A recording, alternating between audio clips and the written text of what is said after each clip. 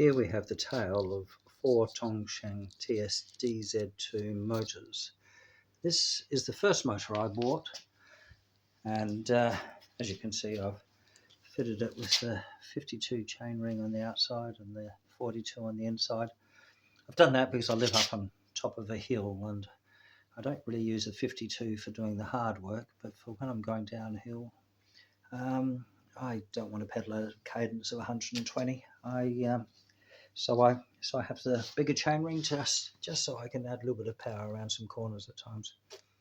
And then this motor, when I first got it, basically the controller kind of would cut out. I suspect now that I've reflashed it with the mbrusa open source software or firmware, that what was going on was the somehow it's got a temperature sensor on it. I was cutting out at temperature, but anyway, I'd only be able to ride it about 1 kilometer or so, and then it would cut out. So I bought it through a group in Queensland called Cap Rouge. They were able to get me a second motor to replace it, and so this motor, until I reflashed it with the OSF, sat in its box for a year. And I used this other motor. This one was in this body. Where are we? Yeah, this motor was in this body.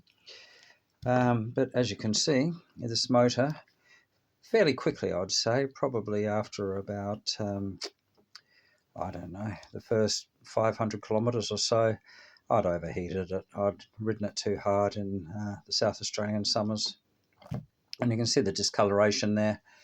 Now, for it to get that straw colour, the temperature theoretically has to get up around the 410 Fahrenheit, 210 degrees Celsius.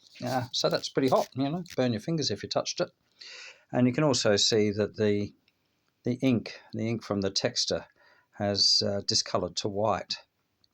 Now, a Sharpie reckons that their inks will last up to 500 degrees Fahrenheit. So what's that going to be? That's going to be, I don't know, 300 and something degrees Celsius. But either way, even if it was a cheaper quality ink, it was clearly getting up around the 200 degrees Celsius. Way too much for the little motor. And the magnets still work, it still turns, it still would pull. But then ultimately what happened is the spray clutch started to go.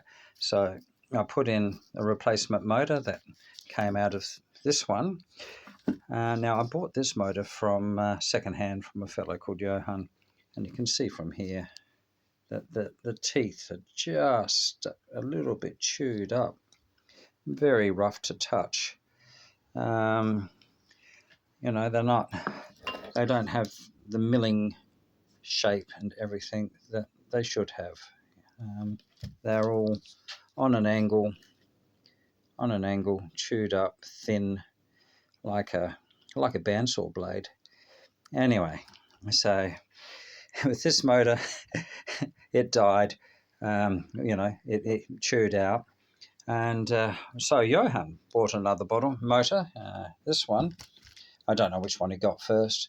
And with this motor, the spray clutch went. So anyway, as I said, put the motor in here, and put the motor from the chewed up gear motor into this one. But now but there was no point because the spray clutch was going. So what I'll probably do is I'll take the flash controller from this motor and take it and put it in the original motor. So 4 Tongshen motors, 4 different problems, one with the controller, one with a chewed gear, one with a spray clutch, one with a cooked motor, and a spray clutch. So lots of people love the Tongshen motor. Possibly they're not trying to do as many climbs or as longer climbs as I do.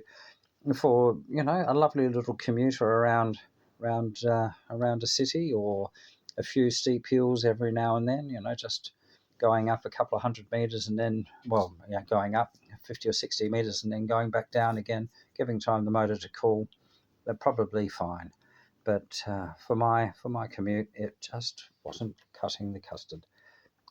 So that's the tale of 4 TSTZ2 motors.